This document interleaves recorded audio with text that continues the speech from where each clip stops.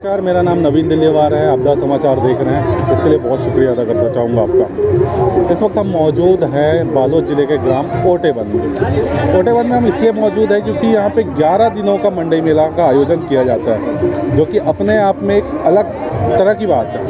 क्योंकि यहाँ 1 नहीं, 3 नहीं, 5 नहीं, 11 दिनों का मंडई मेले का आयोजन किया जाता है। तकरीबन 60 साल से ज़्यादा समय हो गए जब मंडई मेले का आयोजन यहाँ पे किया जा रहा है, जो कि 11 दिनों का होता है। मान्यता है कि ये छत्तीसगढ़ के मैदानी इलाकों का आखिरी मंडई है। इसके बाद मंडई मेला का आयोजन छत्तीसगढ़ में नहीं किया जाता। ओटेबंद इसलिए भी प्रसिद्ध है क्योंकि यहाँ पे शिव भगवान की मंदिर है, जहाँ लाखों की तादाद में श्रद्धालु हर साल आते हैं। पहले भगवान विष्णु के दर्शन करते हैं और उसके बाद मंडई मेले का लुत्फ़ उठाते हैं अपने परिवारों के साथ। इस दौरान मैं अपने आप को सुधारना चाहूँगा। मैंने शुरू में बोल दिया था कि भगवान शिव का मंदिर है। माफ़ी चाहूँगा, भगवान शिव का नहीं, भगवान विष्णु का मंदिर है। ऐसा देखा जाता है कि विष्णु भगवान का जो मंदिर होता है वो बड़े कम होता है। ओटेबंद उनमें से एक है जहाँ पे विष्णु भगवान का मंदिर है, जहाँ पे लाखों की तादाद में हर साल लोग अपने परिवार के साथ आते हैं, 11 दिनों के मंडई मेले का लुत्फ़ उठाते हैं।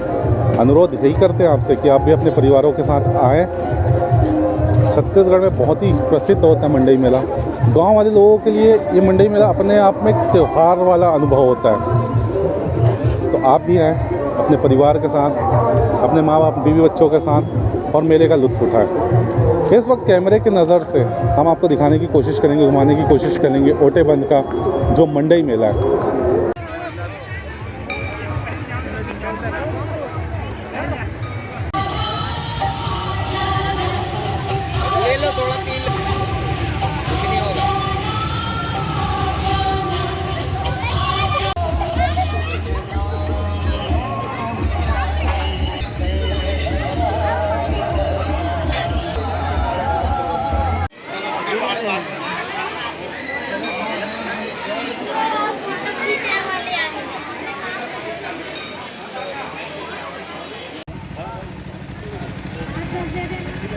हर हर महादेव।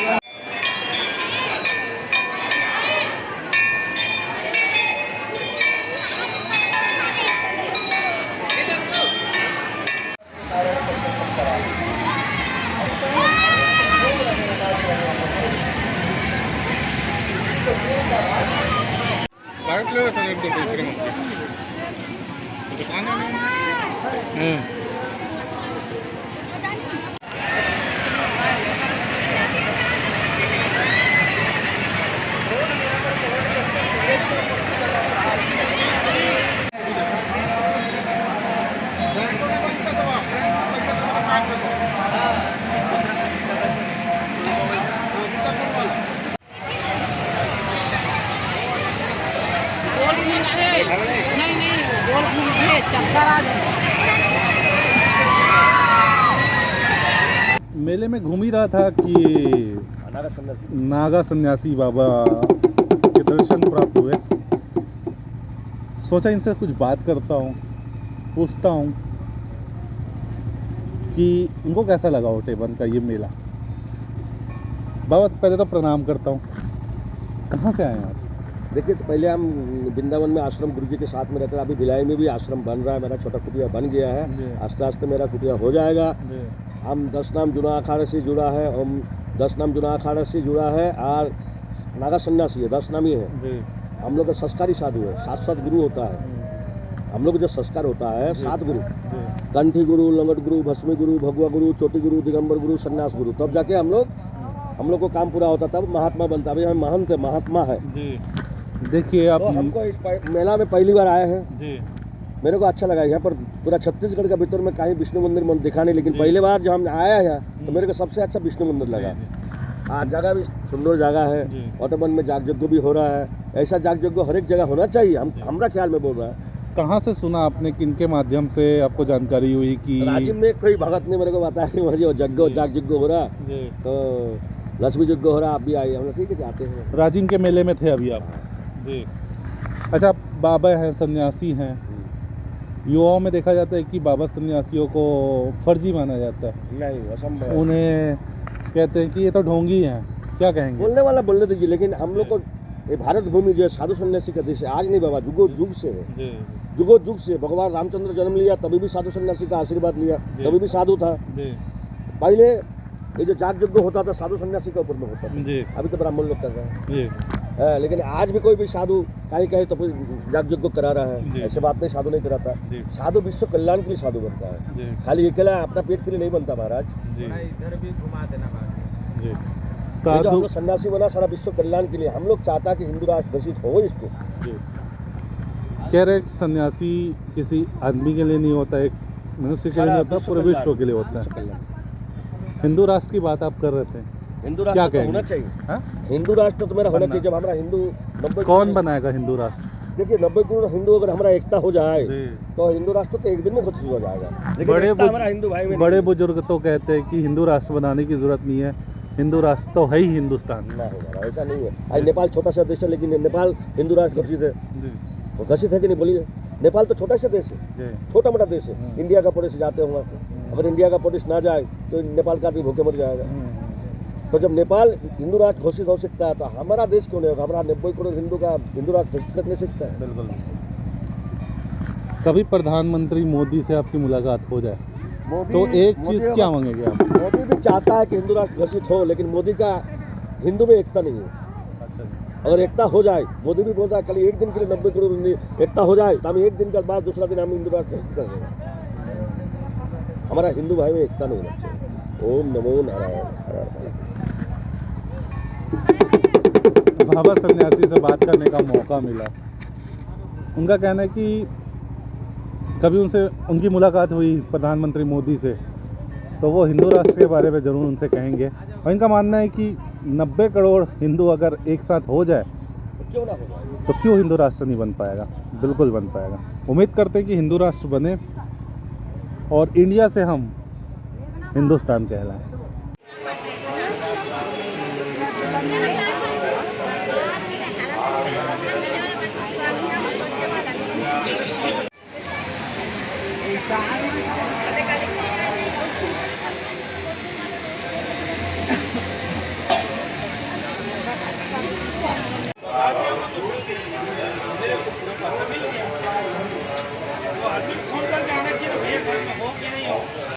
मंडई घूमते घूमते थोड़ा थक गए और बहुत सी जानकारी भी ले ली। काफ़ी सारी जानकारी बची हुई थी जो जानकारी हमें मंदिर समिति के लोग दे सकते थे, क्योंकि ये महायज्ञ और मंडई का आयोजन जो है ये समिति के द्वारा ही किया जाता है। समिति के कुछ लोग हमारे साथ मौजूद हैं, उनसे सीधे बात किए चलते हैं और काफ़ी कुछ समझने की, जानने की कोशिश करते हैं कि इतने दिनों, तकरीबन 11 दिन का जो यज्ञ होता है वो किस तरह से हो पाता है। सर, बहुत स्वागत है आपका द समाचार में। मेरा नाम नवीन दिल्लीवार है। धन्यवाद। बताइएगा कि 11 दिनों का यज्ञ होता है, तकरीबन कितने साल हो गए हैं ये 11 दिनों का यज्ञ हो रहा है? यहाँ पे भागवत कथा पुराण हो रहा है, मेले मंडई का आयोजन होता है, किस तरह से कर पाते हैं आप लोग? ये इतना बड़ा आयोजन जी, ये मंदिर समिति प्लस जितने भी श्रद्धालु जन हैं आसपास के, जिसका जैसा सहयोग बनता है उसके हिसाब से बाकी पूरा खर्च मंदिर समिति वहन करती है। जी,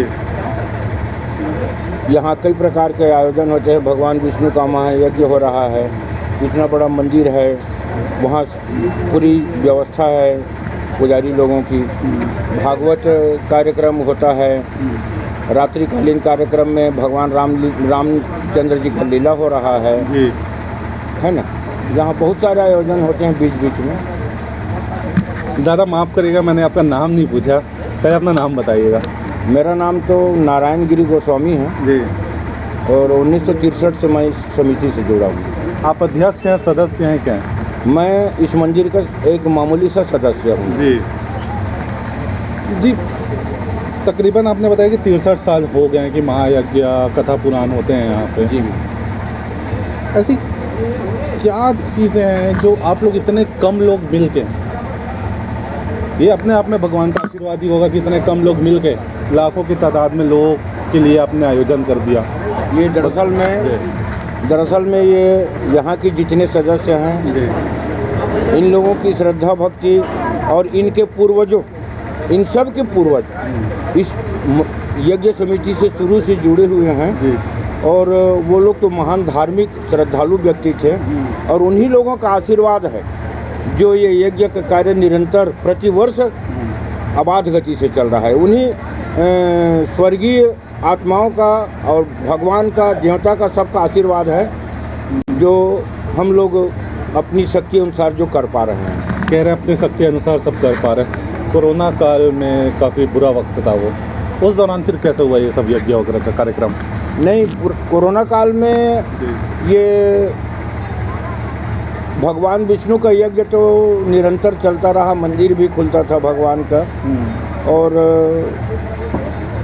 अब ईश्वर की कृपा है, चल रहा है, किसी प्रकार का रोक टोक नहीं हुआ। और ऐसे अधिकारी लोगों का भी यहाँ पे आगमन होता था, वो लोग भी निरीक्षण करते थे कोरोना काल में, और कोरोना के नियमों का भी सब यहाँ पालन किया गया था। तो जहाँ आस्था है वहाँ राह है, वहाँ शक्ति है, चीज़ें हो जाती हैं। और भी कुछ सदस्य, उनसे बात करते हैं। दादा, आपका नाम बताएंगे? वीरेंद्र कुमार, दिल्लीवार। अच्छा जी, मैं भी दिल्लीवार हूँ। मैं दुर्ग रहता हूँ। बताइएगा, आप सदस्य हैं, अध्यक्ष क्या है? जी, मैं तो उपाध्यक्ष हूँ अभी वर्तमान में यज्ञ समिति। हमारे पूर्वज लोग यहाँ के फाउंडर हैं। 5-7 गांव के जो आजू बाजू गांव के जो माल गुजार थे उस समय, वो सब फाउंडर हैं। ये ज़मीन जो है मेरी माँ के नाम से 4 एकड़ 88 डिसमिल ज़मीन मंदिर को यज्ञ समिति को दान किया गया। उसी ज़मीन में आप ओटेबंद के ही रहवासी हैं? मेरा 2 गांव है, छोटी और ओटेबंद। जी, दोनों गांव से यहाँ यज्ञ के टाइम में 11 दिन यहीं रहता हूँ।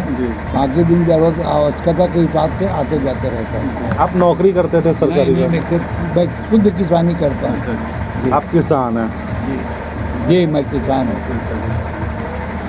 बताइएगा कि आपके पूर्वजों ने, आपने बताया कि आपके पूर्वजों के द्वारा ये चालू किया गया था यज्ञ। बाद में ऐसा क्या हुआ कि यज्ञ के साथ साथ मंडई मेले का भी आयोजन होने लगा? ये देखिए क्या है, यज्ञ जब होता, पहले भी यज्ञ होता था, बाजार जो बेचते थे वहाँ लोग नदी इसी बहाना जहाँ यज्ञ का भी आनंद लेते हैं, भगवान के दर्शन, मंदिर में दर्शन करने का आनंद लेते हैं, भागवत सुनने का आनंद लेते हैं, मेला मंडई का भी आनंद लेते हैं। देखिए, मंडई हम भी बचपन से जा रहे हैं। आमतौर पर देखा जाता है कि मंडई 1 दिन का होता है।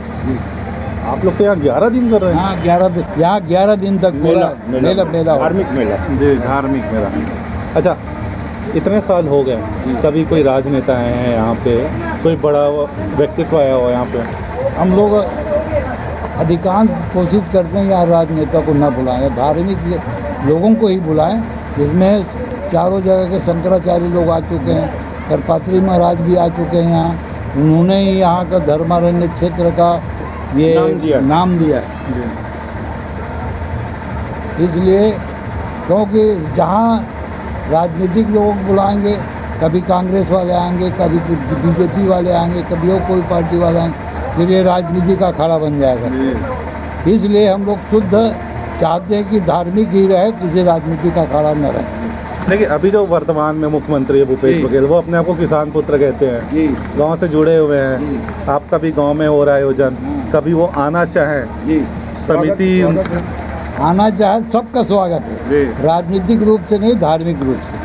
मतलब आप कहेंगे कि राजनीति का कोई कार्यक्रम ना हो? राजनीति का मंच यहाँ किसी को नहीं दिया जाता। धार्मिक मंच, आप धार्मिक कार्यक्रम का आयोजन करिए, धार्मिक बातें बोलिए, यहाँ राजनीति के लिए कोई स्थान नहीं।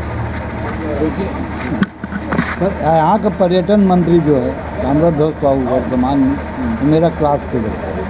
मैं चाहता तो उसको बुला के पर्यटन स्थल घोषित करवा सकता था, लेकिन हम नहीं चाहते पर्यटन शासन के अंदर में जाए। ये हम लोग आप आसपास के जो लोगों का जो आस्था है उसमें ही चलता रहे। अब प्रयास ये है कि हम लोग तो हैं ही, हमारे बच्चे लोग भी हमारे बाद में आके कम से कम 100 साल इसको पूरा करें। जी, मेरा अगला सवाल भी वही था कि अब आप लोग के बाद आपके जो आने वाली जनरेशन है वो भी आपके समिति के साथ जुड़ी हुई है, या उनसे कभी बातचीत होती है कि हमारे काम को आप आगे बढ़ाइए? बिल्कुल होती है। जैसे मैं बताऊं, मेरा लड़का भी टीआई है जी। उनसे हमेशा मेरी बात होती रहती है, रोज़ प्राय बात होती है। मैं उनको बोलता हूँ हम जब तक हैं तब तक सर्विस करो, वो ठीक है। सर्विस के रिटायरमेंट वहाँ से रिटायरमेंट होने के बाद में यहाँ हम जहाँ जुड़े हैं वहाँ, और मैं अकेला नहीं, यहाँ समिति के जितने सदस्य हैं सभी लोग ये चाहते हैं कि उनके बच्चे लोग इसमें हमारे बाद में हमारे कंधे में जो है वो अपने कंधे में। यहाँ अभी जितने सदस्य बैठे हैं ना, इनके पिताजी लोग पहले सदस्य थे, इनके पिताजी लोग सदस्य थे। उन लोगों के स्वर्गवासी हो जाने के बाद उनके जितने सुपुत्र हैं वो सब इस सेवा भाव से जुड़ चुके हैं यहाँ। अच्छा, इसके बाद 63 साल तो हो गया। इसके बाद क्योंकि वक्त काफ़ी तेज़ी से बदलता है और वक्त के साथ साथ बदलाव भी होते हैं। आने वाला समय जो है वो युवाओं का, उसके युवाओं के अनुसार कुछ चेंजेस लाएंगे अब इस महायज्ञ में। कुछ सांस्कृतिक कार्यक्रम भी हो, जैसे मैं अभी देख रहा था कि आगे मेला भी लगा हुआ है जिसमें बच्चे खूब आनंद ले रहे हैं मेले का।